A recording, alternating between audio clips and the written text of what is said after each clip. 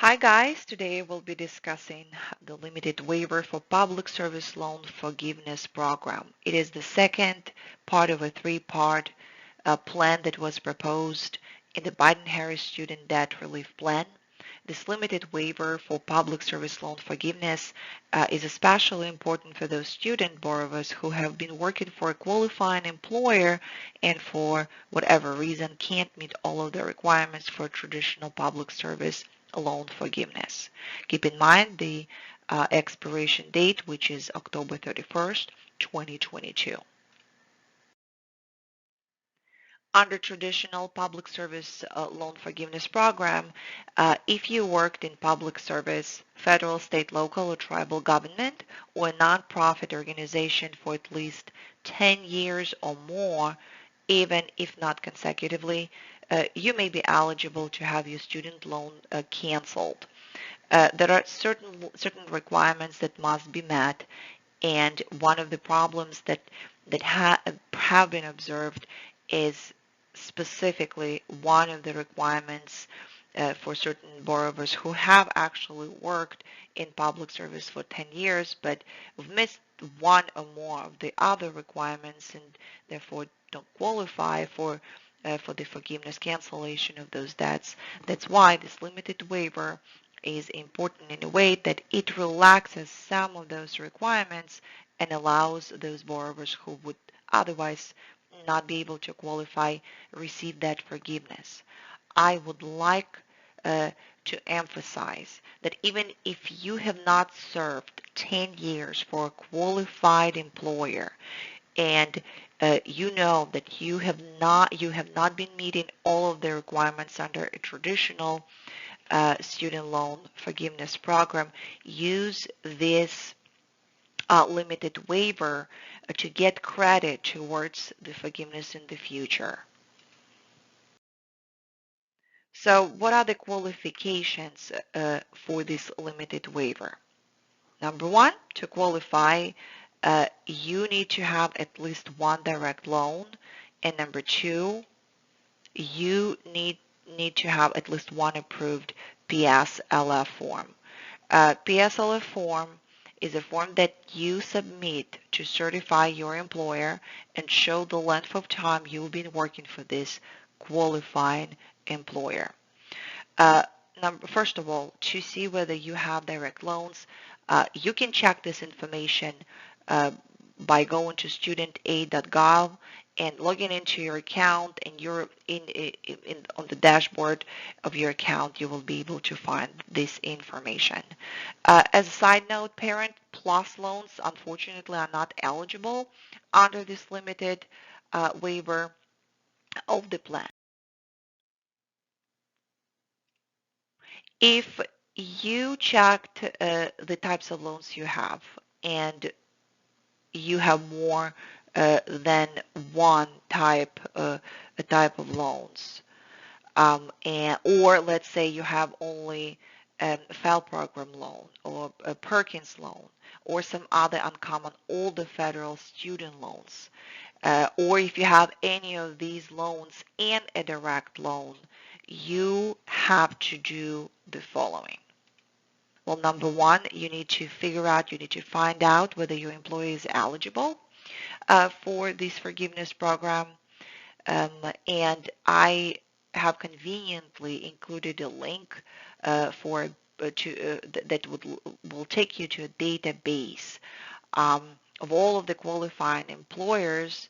Now, some of the employees may not be included in the database because the government keeps including them new employers. So if your employer is not in that database, just don't panic. Your employer may still be eligible. You would just have to um, uh, fill out some additional information in the form, which I will be talking about later. So use the link in the description section to check the eligibility of your employer. That's step number one. Step number two, you will have to consolidate your loans. You will have um, to create the direct loans, because the consolidation of any types of student loans will create the direct student loan, and that is the type of a loan that you need. And the third step is you will have to submit a PSLF form. This form is to certify your employer and uh, to actually show that you qualify in terms of the time you work for this qualifying employer.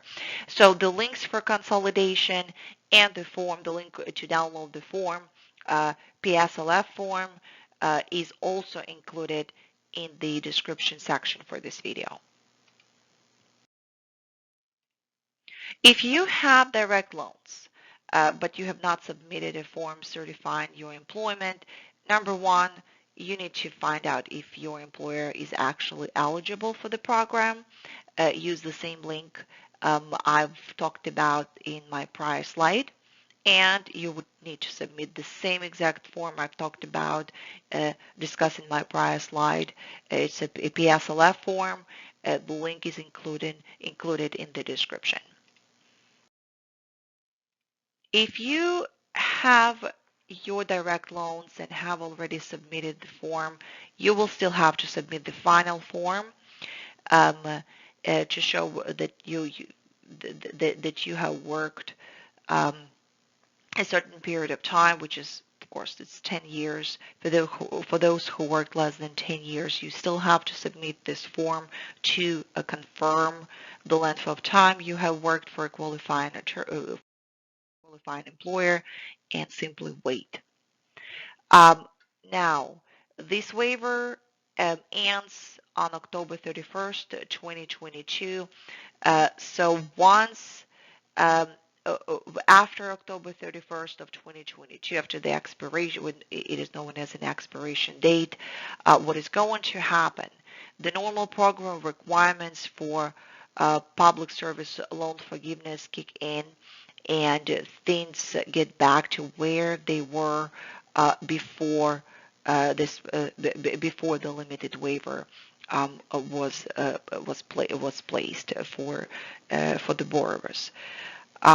So this is the second part of a three-part plan proposed by our government. In my next video, I will be talking about the third plan, part of the plan, and specifically this is a new income-driven plan that has been proposed. It has not been signed or confirmed, so hopefully it will be signed, because it provides a lot more for borrowers, a lot more options. It's a little bit more flexible, and uh, and of course more feasible for households. So in my next video, I will be discussing the third part of the plan. So if you would like to receive a notification, please subscribe and activate um, the alarm